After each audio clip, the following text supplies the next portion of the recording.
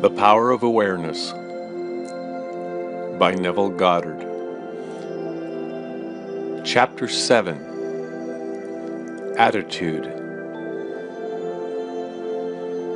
Experiments recently conducted by Merle Lawrence of Princeton and Adelbert Ames of Dartmouth in the latter's psychology laboratory at Hanover, New Hampshire, prove that what you see when you look at something depends not so much on what is there as on the assumption you make when you look. Since what we believe to be the real physical world is actually only an assumptive world, it is not surprising that these experiments prove that what appears to be solid reality is actually the result of expectations or assumptions. Your assumptions determine not only what you see, but also what you do, for they govern all your conscious and subconscious movements toward the fulfillment of themselves.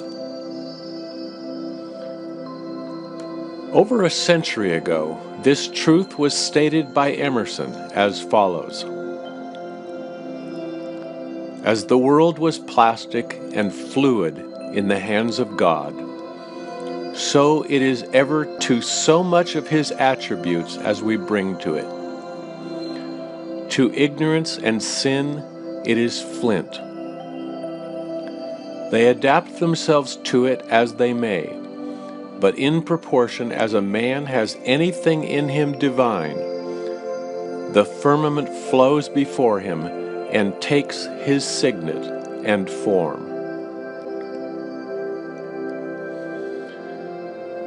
Your assumption is the hand of God molding the firmament into the image of that which you assume.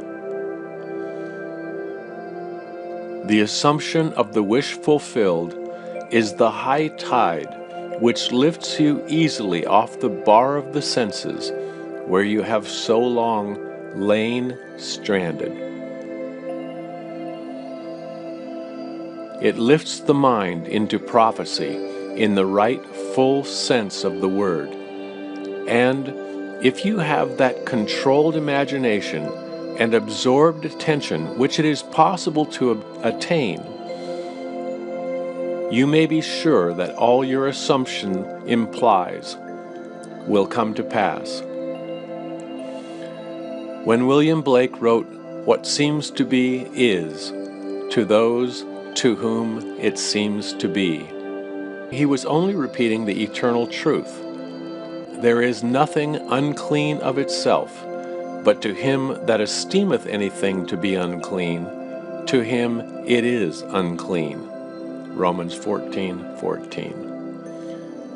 Because there is nothing unclean of itself, or clean of itself, you should assume the best and think only of that which is lovely and of good report. Philippians 4:8. It is not superior insight, but ignorance of this law of assumption, if you read into the greatness of men some littleness with which you may be familiar, or into some situation or circumstance an unfavorable conviction.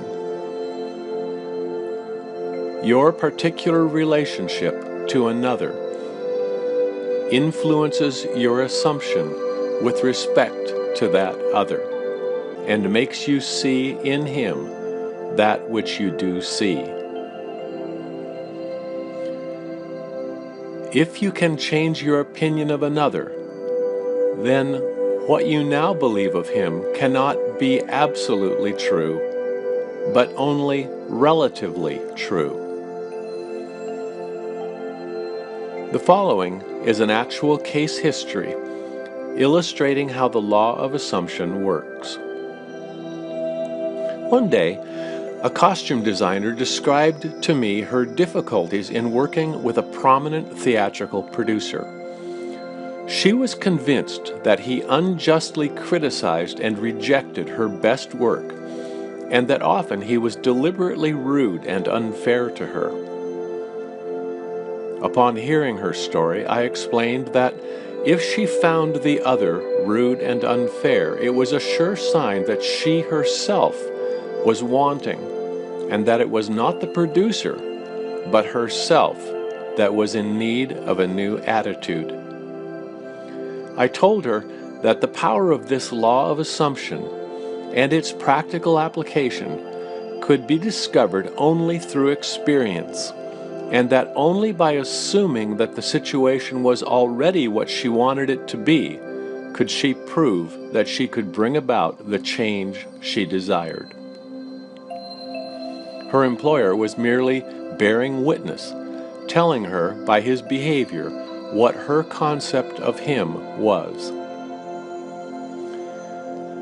I suggested that it was quite probable that she was carrying on conversations with him in her mind which were filled with criticism and recriminations.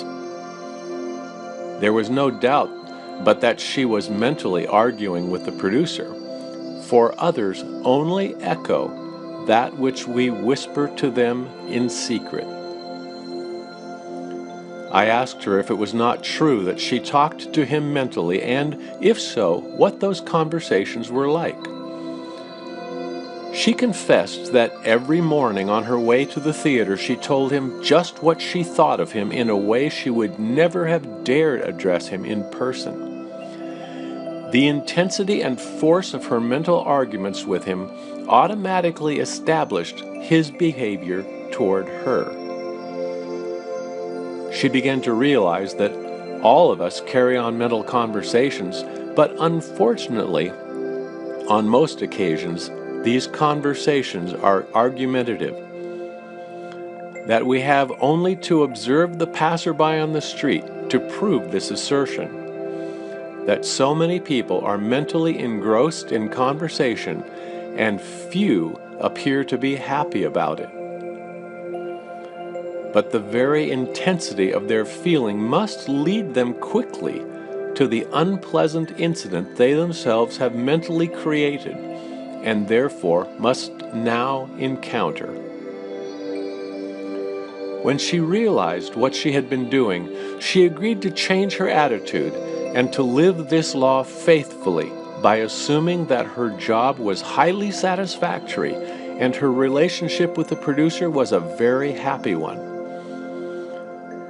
To do this, she agreed that before going to sleep at night, on her way to work, and at other intervals during the day, she would imagine that he had congratulated her on her fine designs, and that she in turn had thanked him for his praise and kindness. To her great delight, she soon discovered for herself that her own attitude was the cause of all that befell her. The behavior of her employer miraculously reversed itself, his attitude, echoing as it had always done that which she had assumed, now reflected her changed concept of him. What she did was by the power of her imagination. Her persistent assumption influenced his behavior and determined his attitude toward her. With the passport of desire, on the wings of a controlled imagination, she traveled into the future of her own predetermined experience. Thus we see it is not facts, but that which we create in our imagination which shapes our lives. For most of the conflicts of the day are due to the want of a little imagination to cast the beam out of our own eye. It is the exact and literal-minded who live in a fictitious world. As this designer, by her controlled imagination, started the subtle change in her employer's mind, so can we, by the control of our own imagination and wisely directed feeling, solve our problems. By the intensity of her imagination and feeling, the designer cast a kind of enchantment on her producer's mind and caused him to think that his generous praise originated with him. Often, our most elaborate and original thoughts are determined by another. We should never be certain that it was not some woman treading in the winepress who began that subtle change in men's mind, or that the passion did not begin in the mind of some shepherd boy, lighting up his eyes for a moment before it ran upon its way. William Butler Yeats.